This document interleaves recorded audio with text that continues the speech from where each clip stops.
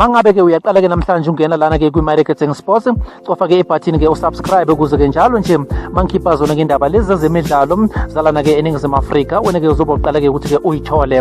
Kanti ke udaba ke alamba phambili namhlanje elokuthi ke lona ke beka ngomdlali ke wasemuva weqembu le Kaizer Chiefs ke uthi ke yena ke uyakholela ukuthi ke uGavin Hunt ke seka ready ukuthi ke angaqeqesha iKaizer Chiefs.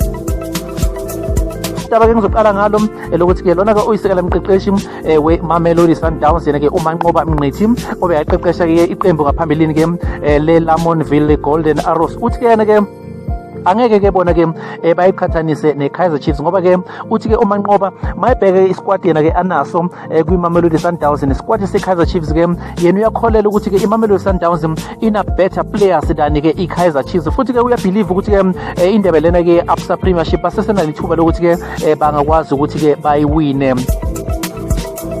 Lona ke ongumdlali wasemuva weqembu leKaizer Chiefs uGary Goldstone uthi ke uGavin Hunt seyangakwazi esikhathini samanje ke ukuthi ke aqeqeshe iqembu leKaizer Chiefs. Mawubheka iprofile kaGavin Hunt ke nguye ke sekawine ke indebe yeAbsa Premiership kwaze kwaba ka-4. Waqala ke ukuyiwina asaqeqesha iSuperSport United, waphinde futhi wayiwina ke le ndebe aqeqesha lona ke iqembu le bidvest.